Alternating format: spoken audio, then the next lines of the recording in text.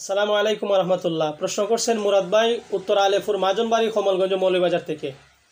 ভাইয়ের প্রশ্ন হলো, প্রবাসের জমিন থেকে হোক অথবা দেশ থেকে হোক, কোনো বিত্তবান ব্যক্তিরা যদি গরু, ছাগল, মহিষ জবাই করে গোশত বন্টন করে দিতে চান অথবা খাওয়াইতে চান, এই গরু, ছাগল, মহিষ থেকে দাতার ফ্যামিলিওয়ালা খাইতে পারবে কিনা?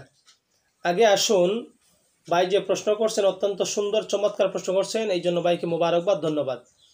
কোরআনে এই বিষয়ে কি বলে? আল্লাহ বলেন, ইয়া আইয়ুহাল্লাযীনা আমানু আনফিকু মিন তাইয়্যিবাতি মা কাসাবতুম।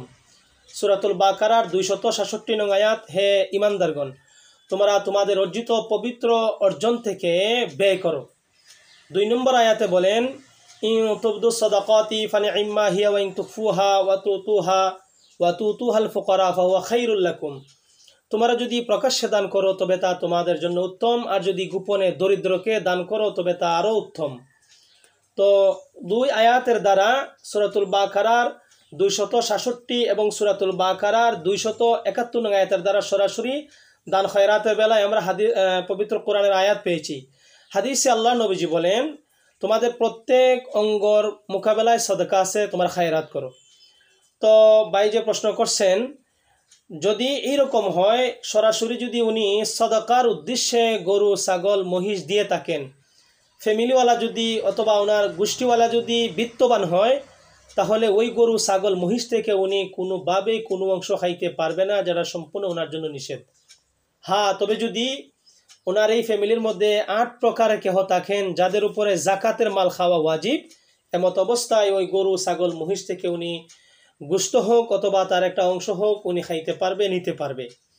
আর যদি স্বাভাবিক এইরকম দান খয়রাত করে থাকেন, যে আমি এমনিতে দান খয়রাত করছি, বন্টন করে দেন, খাওয়ান গরিব গোরাদেরকে, এটার মধ্যে সুবাস সন্দেহ নাই, ওনার ফ্যামিলির সকলেই খাইতে পারবে, কোনো অসুবিধা হবে না। তো এই মাসআলা থেকে আমরা যা বুঝতে পেরেছি, যদি সদকার হয় আর দাতার ফ্যামিলিওয়ালা যদি বিত্তবান হন, অবস্থাশালী হন, এমত অবস্থায় এই গরু, মহিষ, ছাগল থেকে কোনোভাবেই কোনো অংশ খাওয়া জায়েজ হবে না।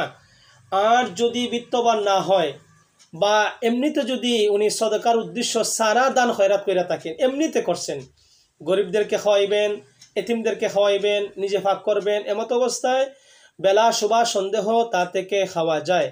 আল্লাহর নবীজির হাদিসে নবীজি বলেন, কুল্লু মারুফিন সাদাকাতুন, প্রত্যেক ভালো কাজই হলো সদকা। বুখারীর 6021 নং হাদিস এবং মুসলিমের 1005 নং হাদিসের দ্বারা বর্ণিত।